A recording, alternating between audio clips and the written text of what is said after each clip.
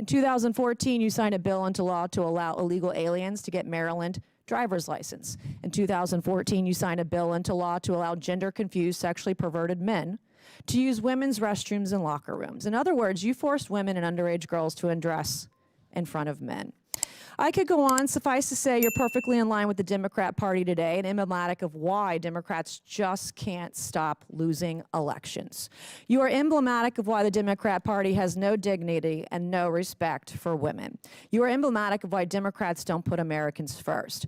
Mr. O'Malley, my first question this morning, can you, a candidate to be chair of the Democrat Party, define what a woman is for me today? What you just watched is one of the most confrontational and unapologetic moments we've seen in Congress in a long time. Representative Nancy Mace did not tiptoe, did not soften her language, and did not pretend this was a polite policy debate. She came in with a point to make, and she made sure it landed. This hearing wasn't about gotcha politics for Representative Nancy Mace. It was about accountability, clarity, and drawing a hard line on issues that many Americans feel are being intentionally blurred. Whether viewers agree with the tone or not, the substance of what Representative Nancy Mace raised reflects conversations happening far outside Washington. I'm Audrey, this is Congress Lens, where we break down the moments Congress doesn't want you to ignore. If you value unfiltered reactions, clear context, and honest political analysis, like the video, subscribe to the channel, and let's get into it. The chair now recognizes Ms. Mace from South Carolina. Thank you, Mr. Chairman. Mr. Martin O'Malley, I want to wish you luck in your campaign to be chair of the Democrat National Committee. And let me just say, I think you are the perfect candidate to chair the Democrat Party. Your liberal record is truly astonishing. Thank you. At an event in 2005, you compared a federal budget request which cut spending to the terrorist attacks of 9/11. You raised taxes, tolls, and fees on your constituents 83 times as governor of Maryland, including increasing sales taxes, income taxes, the gas tax. You also created an array of new taxes on services for your constituents. And the number one public I'm talking, schools in I'm going to America. reclaim my time. I'm talking right now. I've not asked you a question yet, have I? No, I have not. No, you haven't. For your constituents, making your constituents, the people you served in Maryland, pay more. You love some law-breaking illegal aliens as well. You've advocated for mass amnesty for illegal aliens. My favorite part of your love for criminals in this country is you don't refer to them as illegal aliens, but instead you refer to them as new Americans. You must really hate American citizens. You must really hate our country. In 2011, you signed a bill into law to allow illegal aliens to qualify for in-state tuition at public universities in Maryland. And the hits are going to keep on coming. In 2014, you signed a bill into law to allow illegal aliens to get Maryland driver's license. In 2014, you signed a bill into law to allow gender-confused, sexually perverted men to use women's restrooms and locker rooms. In other words, you forced women and underage girls to undress in front of men.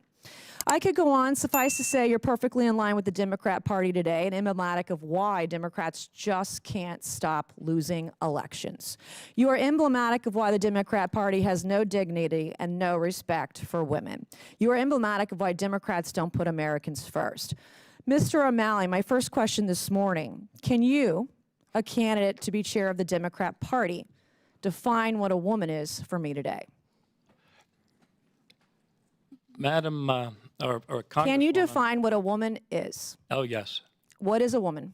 You're going to ask me to define what a woman is? Yes, I am right now. Well, I'm You talking, just said you could. Yes. Explain it to me. I'm talking to a woman right now, distinguished woman. What is a elected woman? Representative. What is a woman? I think you're kind of denigrating the purpose of this. What is hearing. it? You can't define what a woman is. All right. In an I'm effort to be married fair, to a woman. in an I effort have to be two fair and daughters who are unbiased, women. in an effort to be fair and unbiased, can you define what a man is for me? I have 2 sons Okay. that are men.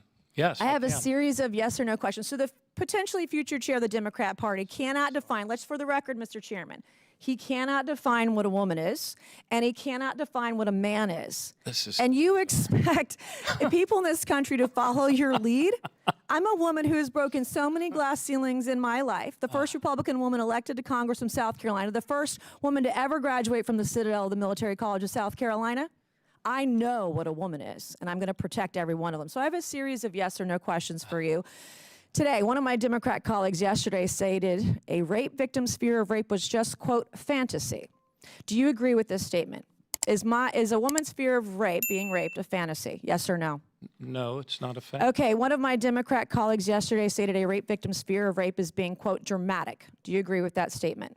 Fear of rape being dramatic. Yes or no? Well, what could be. Okay, you can't answer the question. My next question, you've spoken of Democrats needing to restore credibility and learn from your failings, and to quote from you recently, learn from your very bad loss.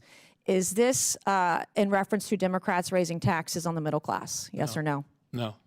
Is this in reference to Maryland not requiring an ID to vote in their elections? No. Is this in reference to coddling criminal illegal aliens? No. I've never. Is this in reference to starting a war on real biological women? No. Is this in reference to allowing men in women's bathrooms? No.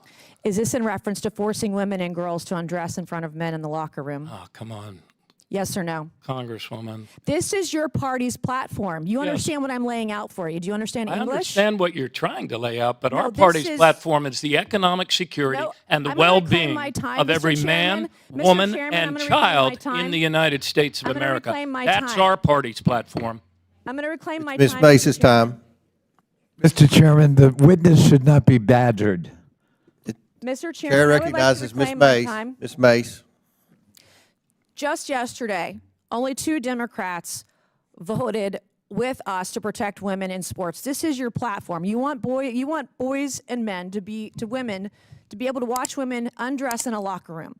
So is your big loss in reference to taking away women's achievements in sports? I believe. Yes or no?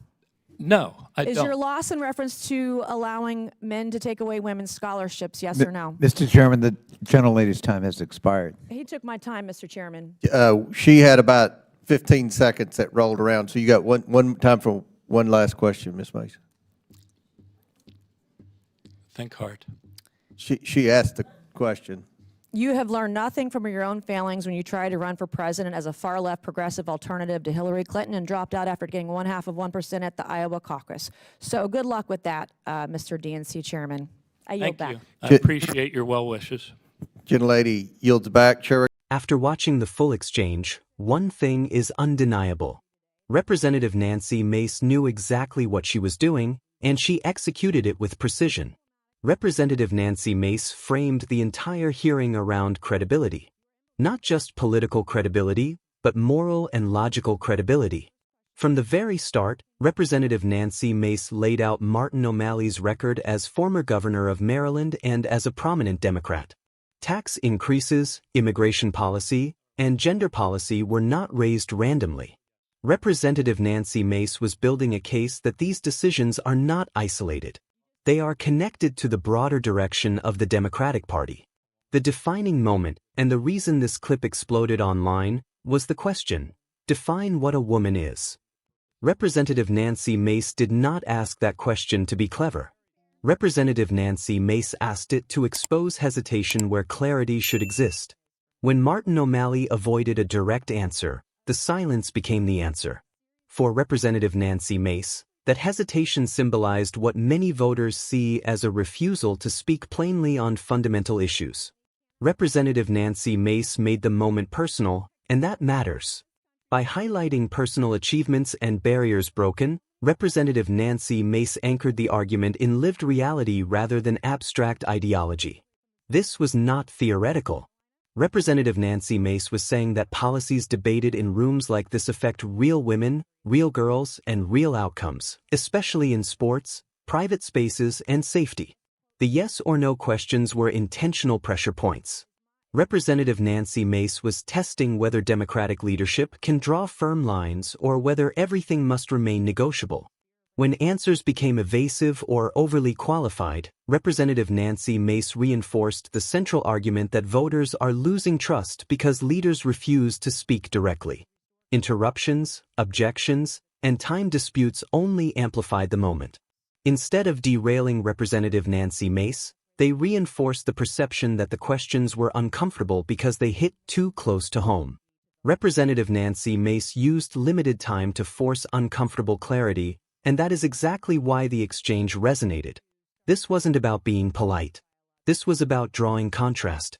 Representative Nancy Mace positioned herself as someone willing to say what many believe but feel pressured not to say. Whether critics call the approach aggressive or supporters call it courageous depends on perspective, but the impact is undeniable. Representative Nancy Mace didn't walk away trying to win approval from the room. Representative Nancy Mace walked away speaking directly to voters watching at home. In today's political climate, that is often where the real audience is. And that is why this moment matters. Not because of viral soundbites, but because it reflects a growing divide between political language and public expectations. Representative Nancy Mace chose clarity over comfort, and for many Americans, that choice is exactly what they want to see.